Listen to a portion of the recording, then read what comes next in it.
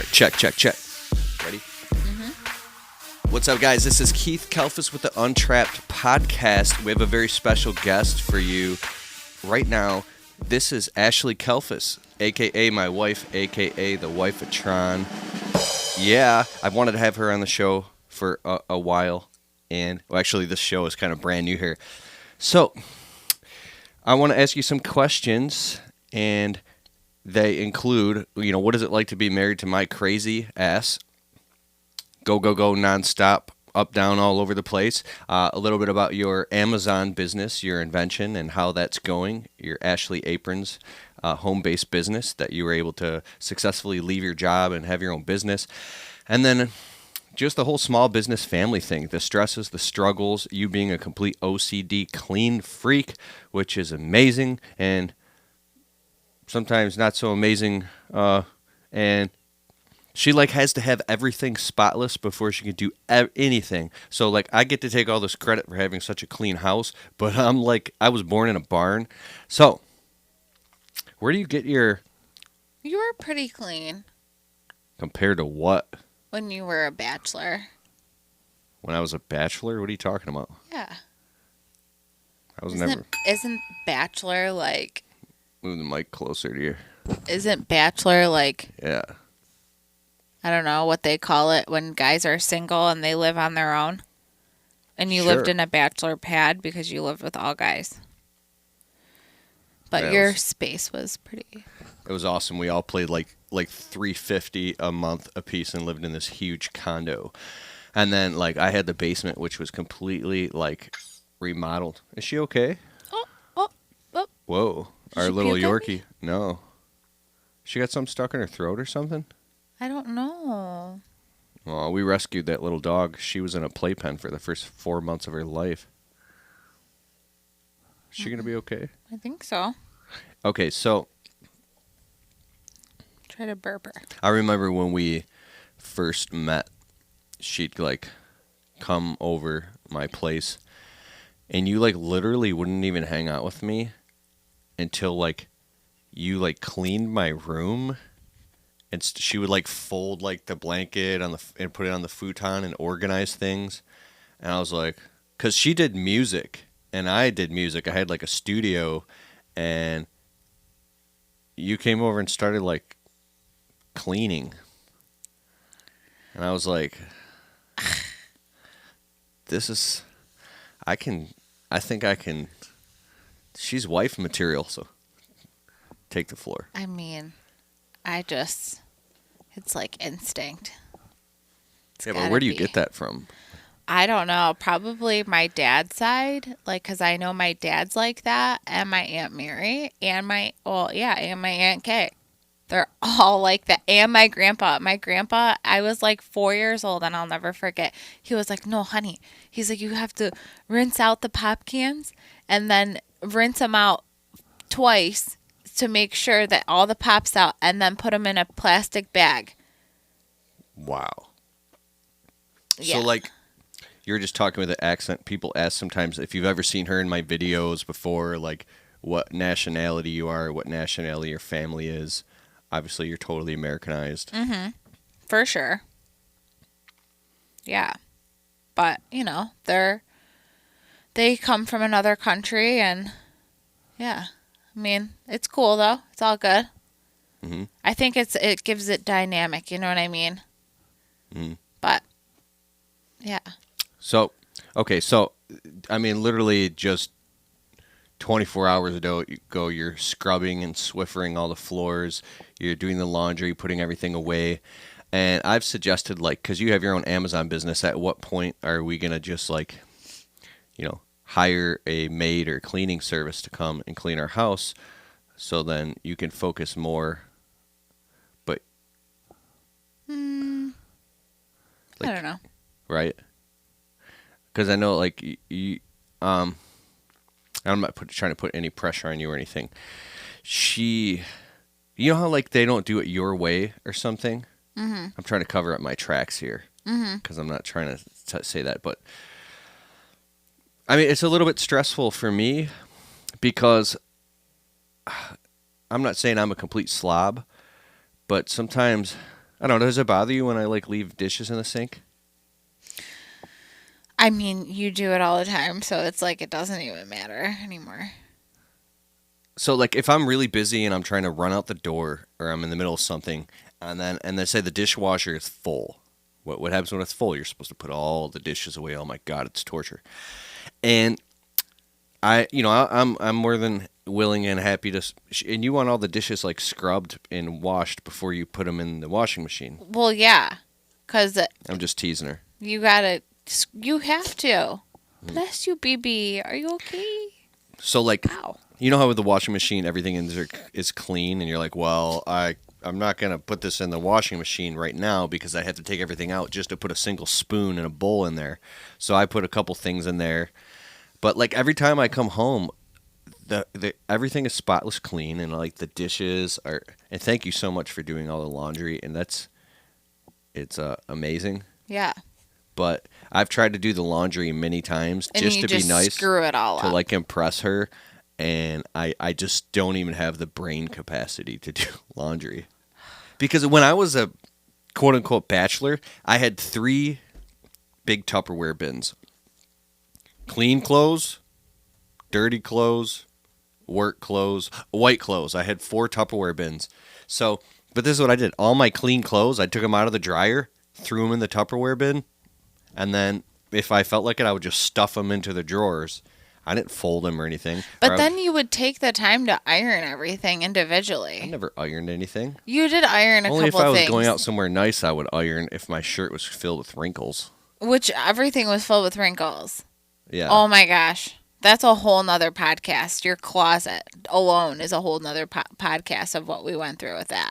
There's another podcast we did a couple weeks ago. I'll put a link in the description below this video about her amazing organizational skills and how we did a big purge in our house and we got rid of like 28 garbage bags full of clothes and stuff and donated to Goodwill and all these things. And thank you so much for that. Yeah, you should just donate it, Donate majority of it. Throw away what all those T-shirts, though, that were all, like, stained from, like, working outside, Yeah. all your stuff. Like, those, obviously, I mean, does it bother you that I'm not clean as you are? even homeless people, though, would love those shirts. You know what I sure. mean? I know. Now I don't ever like throwing things away. I just like to give it away because I feel like there's people out there that need it for sure. So what's it like being married to my crazy ass running around videotaping in public? And It's fun. Sometimes it's stressful. Don't get me wrong. oh, I had a timer going here. It is stressful. But, Yeah, it's fun. So like you come with me to the GIE Expo, and you've met tons of other small business owners and landscapers on my side of town. Cool peeps. I like it. It's so much fun. I love going to Kentucky. It's awesome. Like the trip, it's just, it gets better and better every year, Yeah. I don't know. It's just awesome. So are you thinking about coming to the Grant Cardone 10X Growth Con in Miami in February? Maybe. It's awfully tempting. Yeah. You can bring the dogs with and take them to the beach. Yes. For sure. So I'm asking you right now, are you going?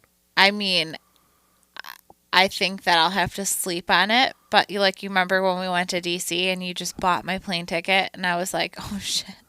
Yeah, we had to bring the dogs and everything. Well, to we the just huge had convention. Miko at the time. It was just Miko. Yeah. Now it's Gracie too. And our dog has like this sickness. Oh, we'd have to bring his chair on the plane. What would we would just not. I would just have to hold him up. Yeah. You So do you want to go in April 7th, which is my birthday, to California, to the Impact Academy with Brennan Burchard, Shalene Johnson, Rachel Hollis, Sean Cannell, Amy Porterfield? I mean, honey. Huh? Just, there's so many things. Yeah, but I have like founders tickets for $500 a piece. We can go and learn from top industry leaders how to market our businesses and make a huge impact in the world. California, you want to go? See, I mean, one thing at a time now. Yeah, that's all the way in April. Yeah. See, I think that when you go to live Honey. events and you cough up the money for a ticket, are you sure she's okay? She's been doing this for a couple hours now. Here, let me see her. Give me her. Come here, babe. I learned this from my mom and my aunt. Oh, she's gonna She bite okay? you. She has something. Do you think she has maybe something stuck in her throat? What do you think it is? I don't know. I mean, she seems fine, and then she does that. Hmm. I just want to make sure, because if she keeps doing that, we're going to take her to the vet tomorrow morning. I just want to make sure she's okay. Yeah. Yeah. You know what's crazy Okay. though? Hmm. We're so over the top with our babies. Yeah. And like we do take them to the vet like when things go on, you Mhm. know? But like just like there's been times where we took them to the vet and it was like nothing, you know. And you know, they get sick just like us, you know, when we're having a bad day, not feeling it, you know. Congested, whatever. I think dogs deal with the same things that we deal with, you Yeah. know. So, Like, literally, you love your dog so much. I remember that when we first got married, Miko, he's our dog with the underbite. You maybe seen him in the videos. He's around here somewhere. he's down by my feet. That was her dog, and then it became my dog. I mean, our dog. And then I don't smoke weed. I never smoke weed. But I think it was way back in like 2012 or something. I smoked some weed, and I looked at our dog Miko, and I was like, Miko, and he was looking at me like, I was like, he loves me, and I had this whole crazy spiritual experience, and I think. Like, you came home from work and I was laying there petting him, like, with tears in my eyes, and I totally bonded with him, and I realized that he loves me unconditionally, and he follows my every single step, and he knows me. I was in the Obsessed with you. Yeah, this dog loves me. Like, when I travel and I come home, like, and I come home from work every day, and I, like, practically lay on the floor, and I hold them, and I sing songs to them. It's weird. He's our Bubba. He is our Bubba. I think we spend, like, $250 a month just on, like, gourmet pet food and shit. Oh my god. Yeah. Yeah. People are like, "Oh, why are you having kids?" Or like, "We have 5 animals right now. We got like so much going on. Like you own your own." Oh my god. Like being business owners and doing things, you know, like not just going 9 to 5 and coming home and then having the weekends off. Like it's different. You know what I mean? It is different.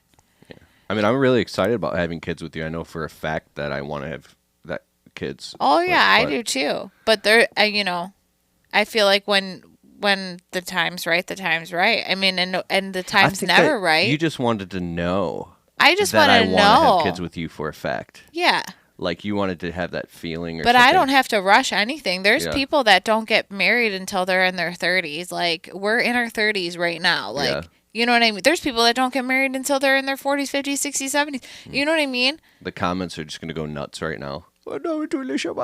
I mean, everybody's like, "Oh, you don't want to wait too long," but there's so many I mean, legit, if we had $1 million in the bank, there's so many options and we there's could so hire many just people kids to do that everything. need to be adopted. You know what I mean? Like We might, if we had kids right now, there'd literally be a baby right here, right now. We'd be like, oh, the baby, what a whopper with the bottle and shit.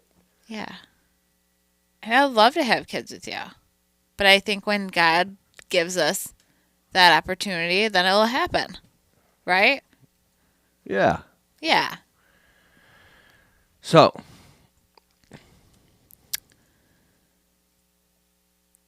Yeah. I think that was a good podcast. What do you think? yeah, really good. So, let's talk about cooking, baking. I'll stay on a topic that people want to listen to. I'm trying to keep it kind of spicy. What about when we, like once a month, we argue for like 2 days or something. Most of the month we're fine, but then we argue, and then we get over it. Like it's like this rubber band effect. Talk about that. I just think that like we don't argue as bad as we used to. Like I can take the fights that we go through, you know. Sometimes I just like you're very hard-headed. But and stubborn. Oh my God. I think every single Kalfas is like, very like has their own strong mind, and it's very hard to deter them. You know what I mean? Like, I'll never forget your aunt was like, you're married to a Kalfas now. You know what I mean? Like, they're. What aunt said that? I forgot what aunt. Oh, I guess you can't say the name, but Yeah, I forgot. you're married to a Kalfas now? Yep. Like, Kalfas men. There's something about you guys. You guys are all the same, in some way, shape, or form. Do you think that I'm the same as my Uncle Chris and my Uncle Eddie and my dad? Oh, you guys all definitely have similarities. Really? Like what? Oh, just like, I mean, your Uncle Chris, for sure, you get the entrepreneur, and your Uncle Eddie, you get that from them, My uncles are cool as shit, though. Mm-hmm. Oh, yeah, they are. Your dad's cool, too. Yeah. He's cool. But, Of course my dad's cool. Everybody knows Papa Kelf. He's in the video sometimes. Mm-hmm. What else? I think that's it. What were you going to say? I was going to say ashlyaprons.com if you are a waitress or server or waiter or whatever you do that needs an apron. I think that you should go on ashlyaprons.com and customize it exactly how you want it and, get an apron. Yeah, she's a patented inventor. She's invented her own apron. You were a waitress for like years, and then you invented this special customized apron. You sell them all over the country. You have your own home-based business. Yeah. I sell on Amazon, Etsy, ashlyaprons.com, Life of a Server's Facebook page. I am on Instagram and Facebook, Pinterest, so many things. It's good. I love doing it. I love making aprons for all my fellow servers out there, and it's so much fun. I sell all over the country, and it's just awesome. Like, I don't know the people that are ordering it, but like I feel like I know them, Mm-hmm. So cool. So cool. From like going from a waitress and like kind of hating it. Like, I didn't hate it, but like I just hated that I was like trapped in just doing that, Like, I loved it. I loved the customers. I loved doing it, but like, I guess the environment that I was in was toxic. But I guess because I loved waitressing at that one, Dodge Park Coney. That was a great place to waitress. All the customers, everything, Yeah, so like I remember when you were starting your apron business, you went through all these like ups and downs and struggles. You'd get a bunch of orders, then it'd be dry. Then you get orders, and it'd be dry. And then you started on this like crappy sewing machine, and it kept plugging up on you. And then you like dumped all the money and invested and got a good one. And then you like had a manufacturer that I still have to this day. Yeah.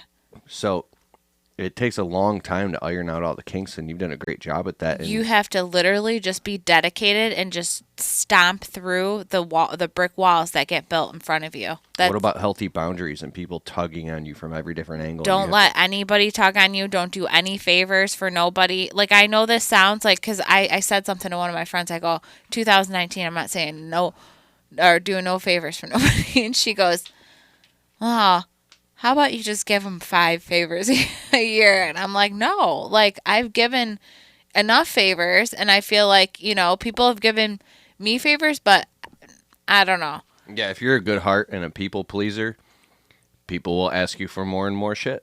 Scientific neuroscience studies have shown that if you get interrupted, it takes an average of 20 minutes to get back into the zone and get focused like you were before. So if you get interrupted every 20 minutes, you never get anything done. And the average person only has, I think it's 50 true productive minutes, like of what they call being in the zone, where you're totally lost, of work each day, and the rest of the 8 hours are just a series of interruptions where they're not working at full capacity. So, well, here's another big difference too, though, between working a 9 to 5 to working in your own business. A 9 to 5, it's usually repetitive actions that you're doing over and over and over and over and over again, and then you clock out.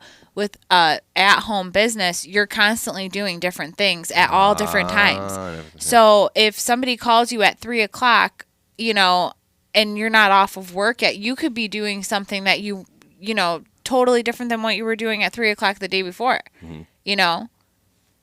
Yeah. So sometimes I'm on the way to the post office at 1 o'clock. Sometimes I'm driving there at 4:45 trying to make it there before the mailman gets there so my orders get out in time, you know?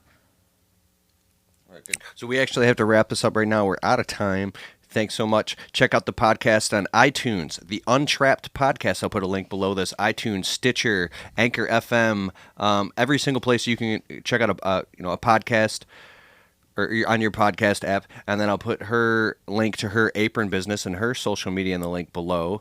Great having you on the show. Subscribe, hit the thumbs up. Let me know in the comments below. And this was a good first podcast together, honey. All right. Peace out. Later.